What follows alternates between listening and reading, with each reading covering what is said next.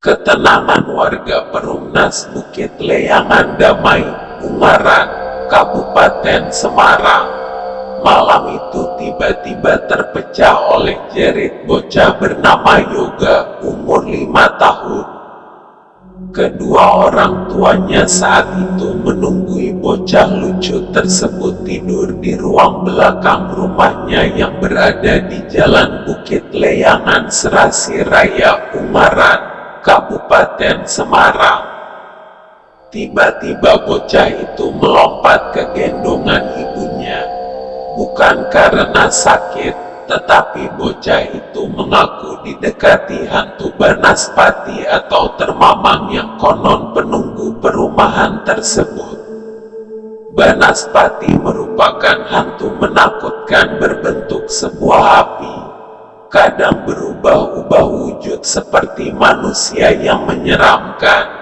Hantu itulah yang membuat Yoga takut masuk rumahnya. Emokai ono balon, tidak mau itu ada balon. Neng nyobo wae bu, di luar rumah saja bu, katanya sembari menjerit-jerit ketakutan. Awalnya kami para tetangga sedikit tidak percaya. Tapi kejadian itu benar-benar nyata. Anak kecil tersebut terus meronta tidak mau masuk rumah. Bahkan dia meminta ayahnya untuk mengusir hantu menyeramkan itu. Tentu saja ayahnya jadi bingung karena hantu itu kasat mata. Peristiwa mistik itu berlangsung cukup lama. Sejak sore hingga menjelang tengah malam hantu itu masih bercokol di rumah warna hijau tersebut. Para tetangganya juga berjaga-jaga di depan rumah itu sembari menunggu kedatangan paranormal asal Babadan yang sudah dipanggil. Cukup aneh memang ketika kami melihat langsung proses penyingkiran lelembut yang menghuni di rumah keluarga tersebut. Sang paranormal itu mencoba meditasi untuk menemui si makhluk menyeramkan tersebut. Ternyata ada makhluk yang akan menempati rumah itu. Dengan daya upaya akhirnya si makhluk berwujud bola api yang biasanya berubah-ubah wujud manusia menyeramkan itu pun dipindahkan ke sebuah bukit yang dipenuhi pepohonan besar. Bukit itu berada sekitar 200 meter dari perumahan. Untuk menghindari agar tidak kembali lagi rumah tersebut langsung diberi pagar gaib. Bagaimana bisa para lelembut itu memasuki rumah keluarga Sulomo? Ternyata di belakang rumah korban itu ada rumah-rumah kosong yang sudah puluhan tahun tak dihuni. Hingga akhirnya rumah itu rusak dan dipenuhi tumbuh-tumbuhan. Tiap malam, sekitar rumah kosong itu juga sangat gelap karena tidak ada lampu penerangan apapun. Dari situlah para lelembut bermukim. Ketenangan para lelembut terusik karena rumah-rumah itu dibersihkan pemiliknya. Karena itulah mereka terus pergi dan masuk ke rumah-rumah penduduk lainnya.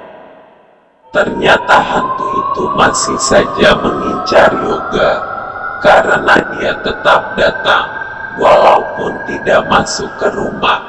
Sekalipun demikian tetap saja mengganggu, karena Yoga masih saja sering ketakutan. Yoga mengaku melihat lagi hantu menyeramkan.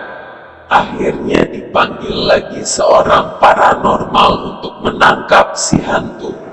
Paranormal yang keberatan namanya disebut-sebut itu membakar sebuah bungkusan yang katanya berisi padi dan benda lainnya. Kemudian benda itu dibakar di depan rumah. Anehnya beberapa menit kemudian tercium bau wangi. Saat itulah paranormal meminta wadah yang disiapkan ditutup.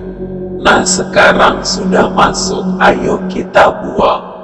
Jangan di perempatan, jalan atau pohon besar. Khawatirnya kalau ada orang lewat terus kesenggol, dibuang saja di kuburan. Tutur paranormal yang keberatan namanya disebutkan kembali.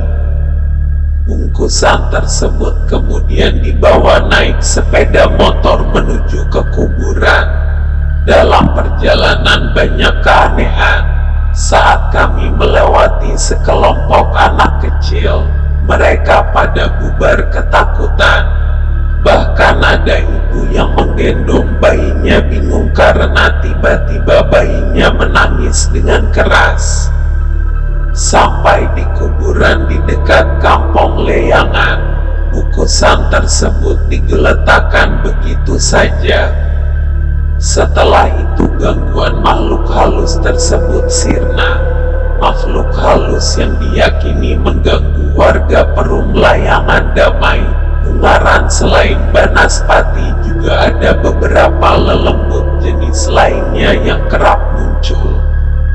Warga juga ada yang pernah diweruhi lelembut berwujud seorang wanita tua. Konon wanita tua itu adalah Wewe.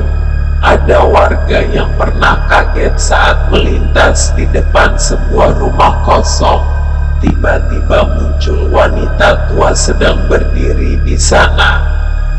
Pernah juga saat saya pulang kerja sekitar pukul 18 dikejutkan oleh tangis bocah. Ternyata tangisan itu berasal dari rumah kosong tersebut. Bocah itu tanpa baju duduk sembari menundukkan kepalanya dan terus saja menangis. Sempat pula terbersit kalau bocah itu anak tetangga yang kebingungan untuk pulang. Tetapi ketika akan didekati ternyata dia sudah hilang dari tempat. Semua dia duduk di bawah pohon mangga depan rumah kosong itu. Bulu kuduk pun langsung berdiri, merinding rasanya. Kami pun ketakutan dan buru-buru tancap gas menjauh dari lokasi tersebut. Kalau dihubung-hubungkan mungkin saja ada benarnya di deretan rumah itu dihubungi oleh Wewe dan anaknya, yaitu bocah yang ditemui kami beberapa waktu lalu. Warga di kawasan tersebut bernama Eko juga merasa terganggu adanya hantu Wewe. Kecurigaan soal hantu Wewe yang bergentayangan tersebut karena sejumlah popok bayi serta celana dalam wanita milik tetangganya pada hilang. Hilangnya pun sangat gaib, baru saja pindah tempat untuk menjemur sudah hilang. Padahal tidak ada orang yang terlihat di sekitar jemuran. Beberapa hari lalu ada keanehan. Sebelah rumah saya itu sedang menjemur pakaian. Tiba-tiba celana dalamnya lenyap begitu saja. Padahal dia masih berada di sekitar situ. Setelah kami cerita pada warga lama, katanya sebulan lalu memang pernah ada Wewe yang mencuri pakaian wanita dan anak-anak. Malah pakaian itu ditemukan berserakan di rumah kosong itu, kata Eko sembari menunjukkan rumah Wewe yang pernah digeledahnya. Tapi saat ini warga sudah mulai tenang, karena lelembut yang menakutkan itu sudah disingkirkan di bukit belakang perumahan. Mungkin saja lelembut itu menempati tower-tower yang berada di atas bukit atau bernaung di pohon-pohon besar.